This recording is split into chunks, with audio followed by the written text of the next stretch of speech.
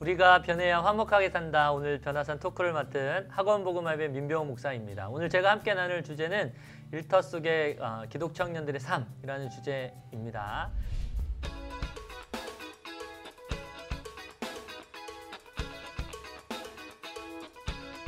우리 그 성경의 인물들을 보면 일터 속에서 이렇게 살아가는 많은 인물들이 나와 있죠. 뭐 제사장, 또 목회자, 뭐 이런 사람들보다 피트 해먼드라는 박사가 조사한 연구에 따르면 75%가 뭐 이른바 평신도 사역자라고 하는 거죠. 그러니까 성경의 인물에는 뭐 목회자 이야기보단 일반 그리스도인의 삶을 많이 다루고 있다라는 이야기로 저는 이해했습니다. 오늘 우리 일터 속에서 일상 삶 속에서 기독 청년들의 삶이 어떠해야 되는가 네 가지로 좀 이야기 나누고 싶은데 특별히 우리 청년들이 또 청소년 너무 좋아하는 다니엘을 좀 통해서 이야기해 보도록 하겠습니다. 일터 속에서 또 일상 속에서 우리 기독 청년들이 가져야 될 중요한 첫 번째는 정체성이라고 생각합니다. 우리 다니엘이 망한 나라에 또 강대국의 어떤 뭐 신변이 빼앗겨서 거기서 뭐 유학하며 공부를 했죠. 근데 성경에 보니까 다니엘은 그 당시 이름까지 쉽게 우리 일본 일제 시대 때 우리 창씨개명 하듯이 이름까지 바꿔갖고 또 일본 천황을 쉽게 섬겼던 그런 삶 속에서도 자기가 누구인가, 자기가 어떤 사람인가라는 정체성이 분명히 있음을 성경엔 기록하고 있습니다. 시국이 참 어수선하게 계속 이어지고 있는 이런 시점에서 저는 기독 청년들이 두 가지 질문을 해야 된다고 생각합니다. 나는 누구인가? 그리고 나는 어떻게 살아가야 하는가? 이것이 하나님 앞에서 질문이 있을 때 이런 어렵고 힘든 삶 속에서도 기독 청년으로서의 정체성을 잊어버리지 않고 살아가는 게 아닌가 싶습니다. 우리 시대의 효과적인 복음 사역을 위해서 세상에 적극적으로 들어가서 살아가야 할 우리 기독 청년들이 나는 하나님 나라의 백성이라는 거, 그리고 하나님이 이 땅 가운데 보내신 생활 속의 선교사라는 그런 분명한 정체성을 갖고 있을 때 일터 속에서, 일상 속에서 승리하는 삶을 살지 않을까 생각을 해봅니다. 두 번째는 우리 다니엘은요, 그런 그 어려운 그 시기 가운데서도 그런 환경 가운데서도 상당한 영향력을 발휘했습니다. 그의 탁월한 직업적 능력을 발휘해서 그 당시 많은 그 사람들한테 인정을 받았죠. 탁월한 능력이 없어도 그의 삶 속에서 그 겸손함과 성실함으로 인해서 그 생활 속에서 인정을 받았던 다니엘의 모습을 성경에서 볼 수 있는데요. 심지어 왕이 다니엘이 사자굴에 빠져서 죽을 위험에 처했을 때 다니엘을 어떻게든 살려보려고 했지만 그러지 못했죠. 그러고 나서 나중에 다니엘이 사자굴에 살아났을 때 그를 시기하여 다니엘을 사자굴에 던진 사람들을 다리오 왕은 한 번에 그냥 다 죽여버리는 그런 사건이 나와 있습니다. 그만큼 다니엘은 영향력, 인정을 받았던 그런 삶을 살았다라고 볼 수 있습니다. 우리 기독 청년들이 저는 중요하게 생각할 것이 우리가 해야 될, 특별히 우리 기독 청년 대학생들이 저는 공부라고 생각합니다. 뭐 교회 또 선교단 사역도 중요하지만 자기가 공부하는 영역 속에서 빛을 발해야 그걸 가지고 하나님께서 또 쓰시고자 하는 다음 단계가 저는 있다고 생각합니다. 그래서 기독 청년 대학생들이 대학교 시절에 자기가 하고 있는 그 학과 공부 최선을 다해서 준비하는 시간으로 삼으시는 것도 중요하다 생각합니다. 그리고 다니엘에게는 아주 신실함이 있었습니다. 크리스찬 우리 기독 청년들이 가져야 될 덕목 중에 성실과 정직이 저는 중요하다고 생각합니다. 세상 일터 현장에는 불성실, 비리, 왜곡이 난무하죠. 그곳 가운데서 정직한 말, 바른 말을 하기가 쉽지 않습니다. 그런데 다니엘은 왕으로부터 인정을 받고 난 다음에 수많은 적들이 생겼죠. 그래서 정적으로부터 다니엘이 쉽게 말해 사찰을 당합니다. 성경은 이렇게 기록하고 있습니다. 이에 총리들과 고관들이 국사에 대하여 다니엘을 고발할 근거를 찾고자 하였으나 아무 근거, 아무 허물도 찾지 못하였으니 이는 그가 충성되어 아무 그릇됨도 없고 아무 허물도 없음이더라. 다니엘서 6장 4절은 이렇게 기록하고 있습니다. 저는 이 말씀을 보면서 너무 도전이 됐고 이 말씀을 보면 너무 부끄럽고 이 말씀을 보면서 우리 기독 청년들이 가져야 될 중요한 자세들이 있다라고 생각합니다. 근거, 허물, 그릇됨을 한 절에서 5번 반복하면서 다니엘은 쉽게 털어도 먼지가 안 나는 그런 정직과 깨끗함이 있었던 그런 아주 훌륭한 기독 청년이었다고 저는 봅니다. 우리 기독 청년들이 일터 속에서 정말 믿음의 사람으로서 정직과 성실로 그 일터 속에서 일상 속에서 승부를 건다면 많은 사람들에게 선한 영향을 저는 줄 거라고 확신합니다. 털어서 먼지 나는 사람 어디 뭐 없어? 라는 말을 할 때 기독 청년들은 없습니다 라고 할 수 있을 만큼 정직과 성실로 승부 거시는 기독 청년 되셨으면 좋겠고요. 마지막으로 저는 기독 청년들이 가져야 될 자세가 일터 속에서 친밀함입니다. 친밀함은 뭐 주변 동료들과 친밀함도 중요하지만 우리 아버지 하나님과의 친밀함이죠. 말씀과 기도로 무장해서 여러 유혹들을 이겨내야 하죠. 성경적인 말씀의 근거로 또 하나님께서 우리에게 주신 말씀의 근거로 세상에서 우리가 살아갈 때 여러 위협과 유혹으로부터 우리는 이겨낼 수 있을 거라고 생각을 해봅니다. 그래서 성경에서 다니엘 9장 2절에서 이렇게 기록하고 있는데요.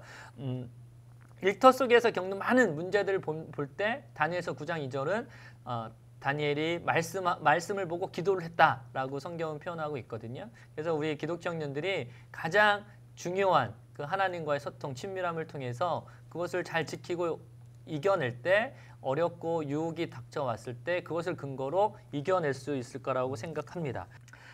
기독 청년들이 일하는 일터 속에서 정말 소홀해지기 쉬운 주님과의 그 친밀함을 잘 유지함으로 인해서 말씀과 기도 생활을 통해서 일터 속에서 승리하는 삶을 살기를 축복합니다. 지금까지 비타민 사역자, 청년 사역자 민병호였습니다. 감사합니다.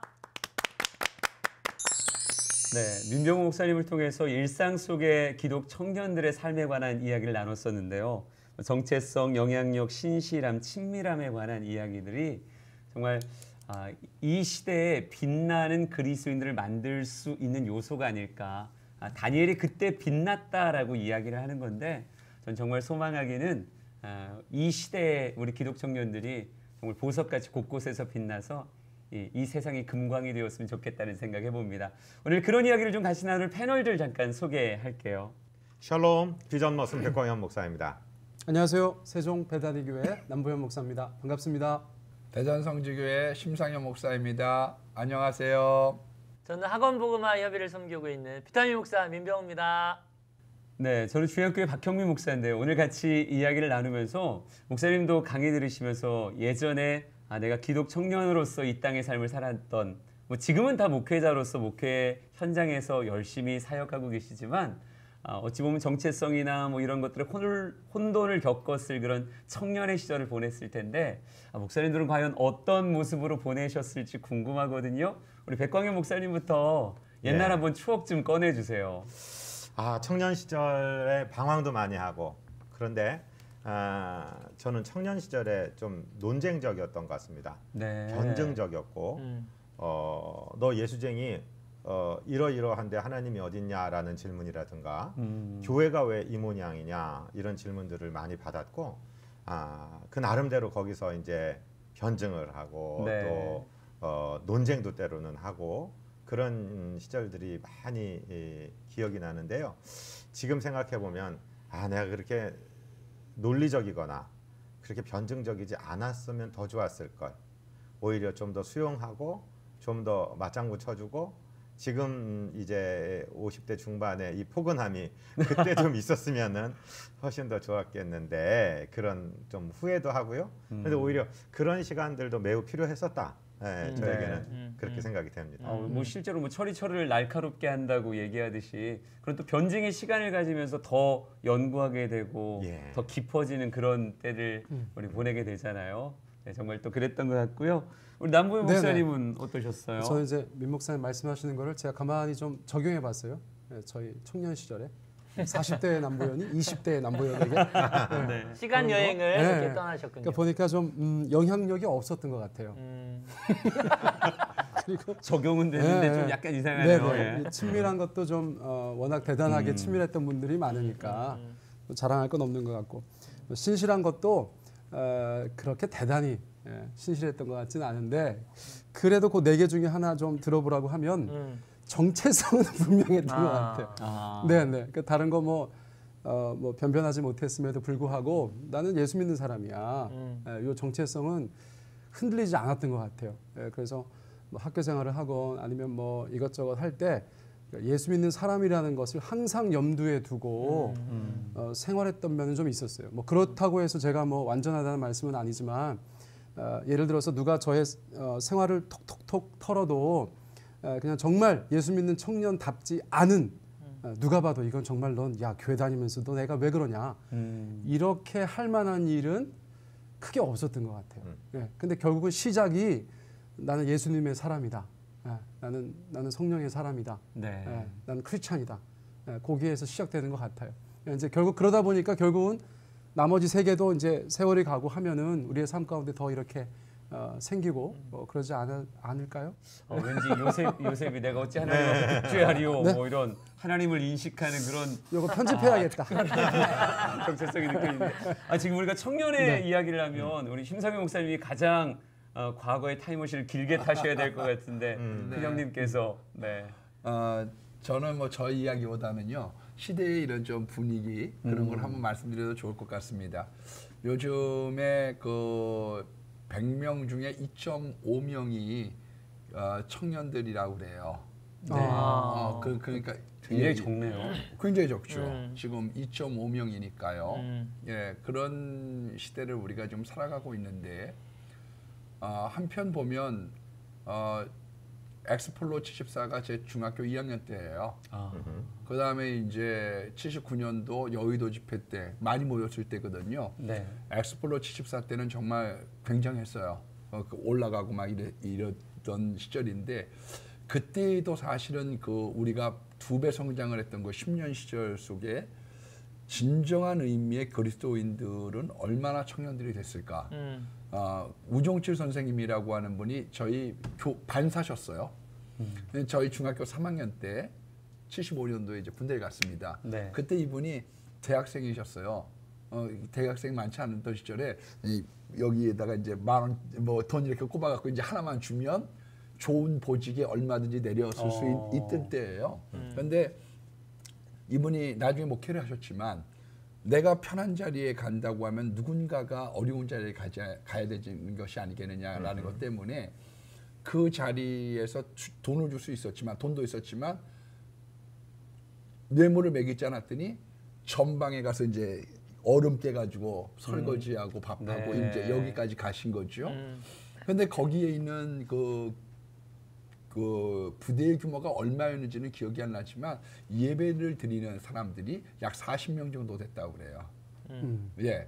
근데 4월 초파일이 딱 돌아왔어요. 주일날하고 겹쳤는데 그날 주일날 교회 나온 사람이 딱 3명이었답니다. 그러니까 40명이 예배를 드렸는데 그날 3명이 왔다는 거예요. 떡 먹으러 간 다 거죠? 떡 먹으러 간 거죠. 그죠. 다 떡 먹으러 간 거죠. 그러면서 진짜는 그 3명이었다고 자기들 3명이서 그렇게 웃으면서 대화를 했다고 합니다. 어떤 면에선 그런 분위기에 편승하고 있는 이런 시대 속에 우리가 바른 복음을 에스더에게 다니엘처럼 우리가 심겨준다는 건 참 중요하지 않을까. 예, 우리가 너무 지금 양적인 거에 너무 치중을 하고 있는데 정말 중요한 거는 예수님의 12제자와 같은 골수분자를 만드는 일들이 먼저 선행돼야 되지 않을까라는 생각을 갖고요. 그런 약점들이 오늘날에 있어서 이와 같은 기독교인이라는 명목만 가지고 문제가 터질 때마다 이 기독교인의 오히려 이 아까 백 목사님과도 말씀을 드렸지만 생태계가 지금 살아있지 않거든요. 과거에는 생태계가 살아 있었습니다. 근데 지금은 생태계 자체가 죽어져 있기 때문에 전도 자체가 참 어렵습니다. 근데 그런 것을 우리 청년들 사역에 조금 집중하는 분들이 우리 모두가 좀 명심해야 되지 않겠나 싶습니다. 기독교인다운 그런 모습들, 그 모습을 가지고 정말 제대로 된 기독교인들이 양성될 때 기독교의 생태계가 더 건강해지려 생각합니다. 오늘 강의 주셨던 우리 민병 목사님은 어떻게 생각하세요?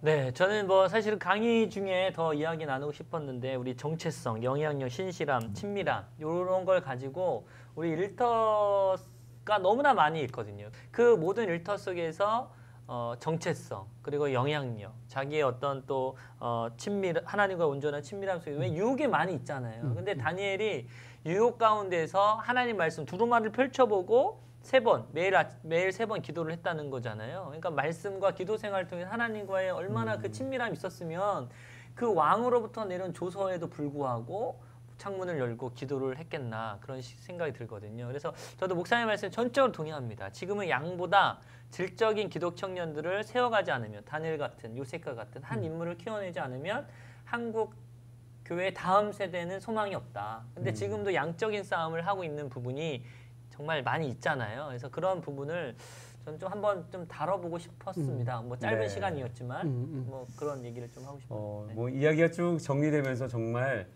질적인 그리스도인들을 만들어가며 그들을 통해서 양적인 부흥을 꿈꾸는 그 모습이 바른 모습이 아닐까 생각이 되네요. 하나만 더 질문을 해보고 싶은데요. 우리 지금 정체성, 영향력, 신실함, 친밀함이라고 하는 4가지의 측면에서 얘기를 해주셨거든요. 근데 또 우리 목사님들이 다 치열한 20대, 30대를 거쳐서 이제 생각이 많이 성숙해지고 삶이 성숙해지면서 내 청년의 때 이런 또 하나의 훈수, 기막힌 훈수를 내가 두어줬으면 좋겠다. 너희들은 이랬으면 좋겠다. 우리 방금 4가지를 얘기했지만 거기다 조금 더 첨언을 해서 하나씩 이야기해 주시면 어떨까 하는 생각 드네요. 네, 목사님. 혹시 골든 서클스라는 얘기 들어보셨어요? 이 황금의 원이에요. 한번 마음속에 그려보셔야 됩니다. 원이 맨 안에 하나 있고 중간에 있고 그 다음에 있어요. 맨 안에는 why, 그 다음에 중간에는 how, 그리고 맨 윗부분에 what이 있습니다. 우리는 지금 거꾸로 살고 있어요. 인생을. 공부 열심히 해. 그래서 스카이 대학 가라. 그 다음에 S그룹이나 H그룹이나 L그룹이나 들어가라. 뭘 하는지 거기서 뭘 시키든지 그냥 해. 그 다음에 어떻게 하는 거기서 가르쳐 줄 거고 왜 하는지는 나중에 물어봐. 이런 식인데 이건 완전히 거꾸로 된 인생입니다. 맨 안에서부터 시작해야 돼요. Why? 하나님 내가 왜 이 세상에 있죠? 내가 무엇하러 여기 왔죠? 하나님 나 왜 보내셨어요? 이 질문이 먼저 젊은 시절에 완성이 돼야 됩니다.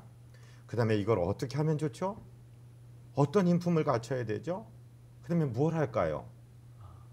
예를 들어서 헨리 포드라는 사람은 정말 모든 가정에 있는 사람들이 비싸지 않게 편리하게 마차를 자동으로 굴러가는 거를 다 한번 안겨주고 싶은 이런 편리한 걸 나는 주고 싶다. 또 누구예요? 이 핸드폰 만든 스티브 잡스는 그 전에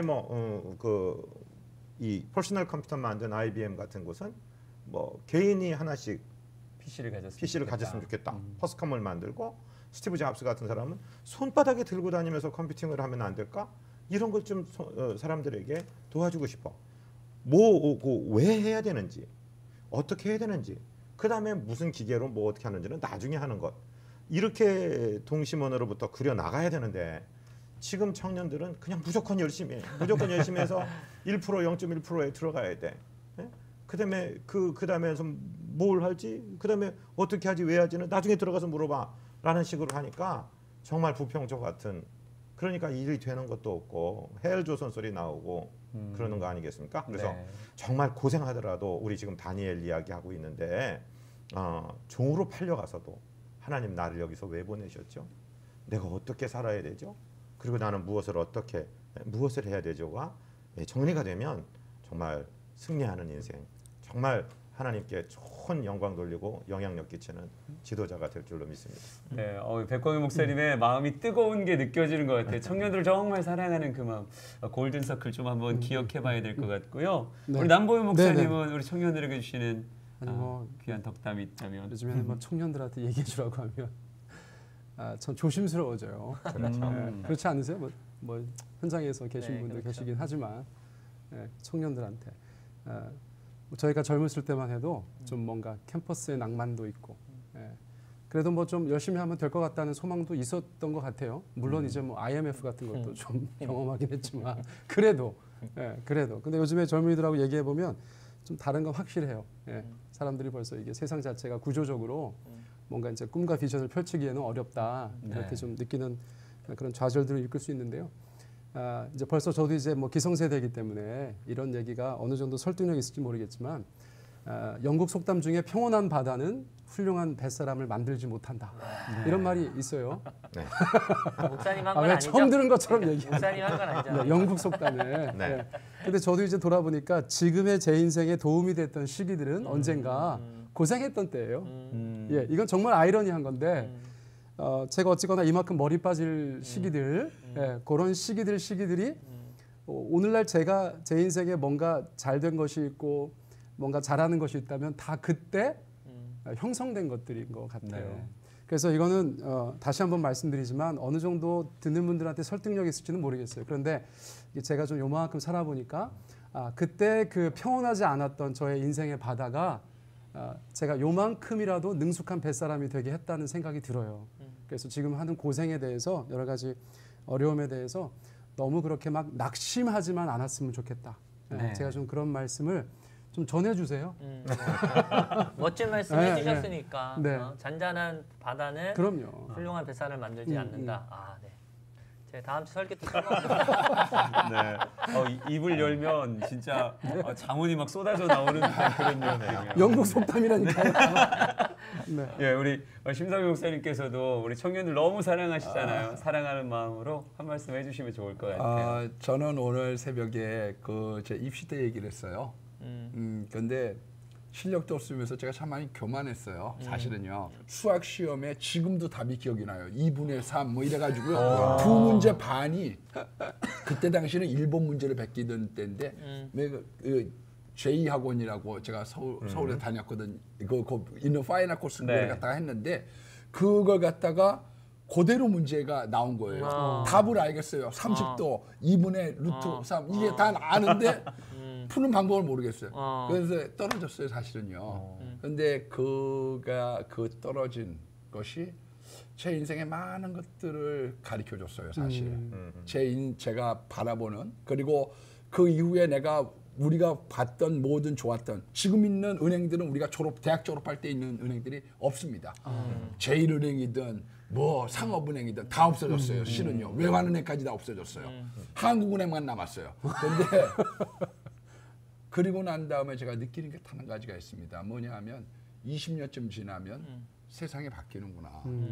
다만 우리가 다니엘처럼 우리가 기도하고 살아간다고 하면 느부갓네살 때도 다리오 왕 때도 그리고 그 다음에 보면 벨사살 왕이 멸망을 하고 다른 나라가 됐는데도 총리란 거 아니에요. 정권이 쉽게 세 번이나 얘기하면 그렇죠. 정권이 세 번 나라가 바뀐 것 아니에요. 네. 그러니까 비유는 좀 뭐하지만 다른 중국이 우리나라하고 해서 이렇게 지배를 하게 됐는데 거기서도 지금 총리란 거 아니에요. 엄청난 일이죠. 엄청난 일이죠. 네. 그래서 실은 우리 청년들이 기도하고 미래를 정한다고 하면 그 하나님의 섭리 가운데 사자굴도 있고 때로는 풀무불도 있지만 기필코 승리를 얻으리라. 아멘. 진짜 아멘이 막 절로 나올 수밖에 없는 우리 일일 부흥회하고 정말 제대로만 만들어지면 환경을 뚫어버리는 것 같아요. 네. 우리 청년들이 정말 그랬으면 좋겠습니다. 우리 가장 가까이서 청년들과 사역하시는 민 목사님. 저는 청년들한테도 뭐 주로 얘기지만 저한테 적용이 됐던 걸 얘기를 좀 하면 포기하지 않는 게 되게 중요한 것 같아요. 왜냐하면 저의 짧은 간증 한 적은 없지만 이렇게 돌아보면 포기할 만한 일들이 많았거든요. 근데 다음을 볼 수 없는 그런 환경도 있었는데 누군가의 좋은 만남의 복을 통해서 고비를 넘기게 하고 포기하지 않고 왔더니 저도 그 잔잔한 파도가 아닌 그 거친 파도 속에서 이만큼의 뱃사랑이 되지 않았나 그런 생각이 들어요. 근데 요즘 청년들은 너무 시대가 어렵고 그래서 그런지 금방 포기하고 금방 실증 내고 금방 안 하고 그러고 있으면 너무 답답하고 그렇게 안 했으면 좋겠는데 이런 게 있거든요. 그래서 저는 요즘 청년들이 주 안에서 좀 말이 좀 어폐가 있지만 주 안에서 거룩한 야망을 좀 가졌으면 좋겠어요. 그래서 아멘. 우리 삶의 자리에서 하나님께서 부르신 그 소명의 자리 그런 자리에서 아까 말씀드린 그 4가지 좋은 그런 성품 그런 걸 그 성향을 가지고 살아내면 하나님이 들어 쓰시지 않을까 아멘. 그런 생각을 해봅니다. 네, 오늘 일상 속의 그리스도인의 삶, 기독 청년들의 삶에 관해서 이야기를 좀 나눴었는데요. 우리가 육체는 자꾸 나이를 먹어가도 마음의 나이는 아마 20대에 다 머물러 있을 것 같아요. 오늘의 이야기가 다른 사람의 이야기가 아니라 나의 이야기로 과연 나에겐 이런 모습들이 삶에 자리 잡혀 있는지 그리고 그러면서 성장하고 성숙해 가고 있는지 스스로를 돌아볼 수 있는 시간이었으면 좋겠다 생각합니다. 네, 우리 구호 외치고 변화산 마무리하도록 하겠습니다. 우리가 변해야 화목하게 산다. 변화산 야! 네, 오늘은 신년 첫 주인데요.